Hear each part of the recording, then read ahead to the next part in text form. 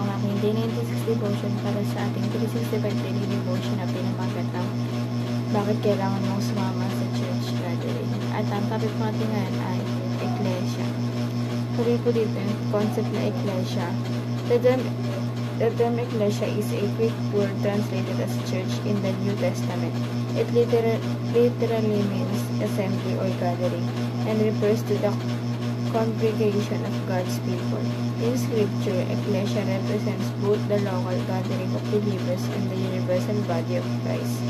United by faith in Jesus, the church is not building, it is the people who belong to God, called out from the world to live as His followers. At ang Bible verse po rin natagpuan sa Matthew chapter 16 verse 18. And I tell you that you are Peter, and on this rock I will build my church, and the gates of Hades will not overcome it. Sa Tagalog po, at sinasabi ko naman sa iyo na ikaw ay Pedro, at sa ibabaw ng batong ito itatayo ko ang aking iglesia, at mga pintuan ng Hades ay hindi mawawagi laban sa kanya. At ang teachings ko natin ngayon ay number 1. The church is the universal living of body. Yung church po ang universal siya. Living body of Christ. Ibig sabihin, diba? Living body na ating Panginoon. Tapos yung church pala, hindi talaga siya totally yung parang yung church niya mismo, yung building, yun hindi.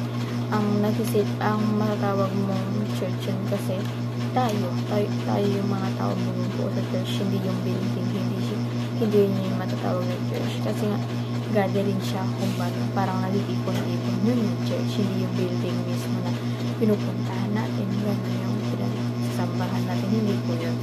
Kundi tayo mismo yung mga tao nag-represent ng church. Number 2 po, God calls His people to gather regularly. Ito po, yung ating pang tinatawag yung mga tao, yung mga followers niya, yung believers na mag-gather regularly. Hindi lang po dapat magsama, gano'n, pero as much as we can, dapat nag-gather tayo. Mas maganda nga. Pwede rin, hindi naman yung pinababawal na everyday. Mas maganda nga na everyday siya. Mas maganda na mas madalas kasi sa madaala. And number 3 po, every believer is a vital part of the body of Christ. Medyo po, kada believer, yung parte tayo ng katawan ng ating parte tayo kasi tayo mismo ang mga tao ay yung bumubuo ng church. And paano naman ito rin apply sa ating buhay? Number 1 po, never be a stand-alone Christian. Ang wag po natin parang kunyari diba, masukso natin isa na mag-isa.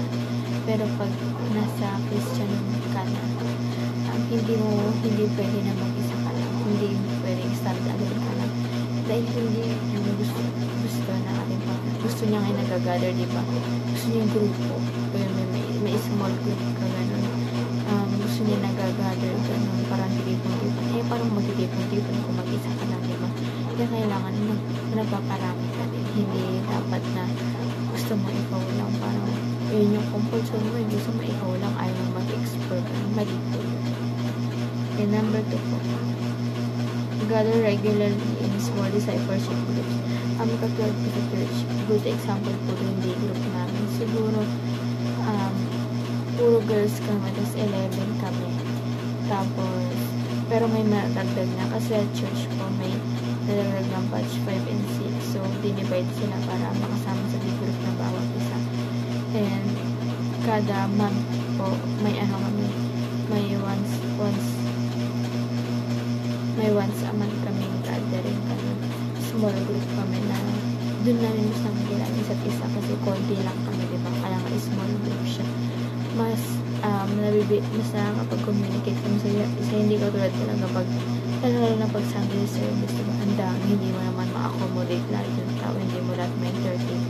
Kaya maganda talaga may small group na tinatawag na discipleship group ko ba na dun talaga pinag-ibigipon na hindi kayo nakapag-usap, doon kayo nakapag-panig kasi yun talaga yung gathering na tinatawag, doon kayo na kapag-share lalo, diba? Mas naging open kayo and mas may matutunan kapag kasi mas nalalaman may experience na iba at eventually may matutunan ka at may ma-apply ka sa sarili mo.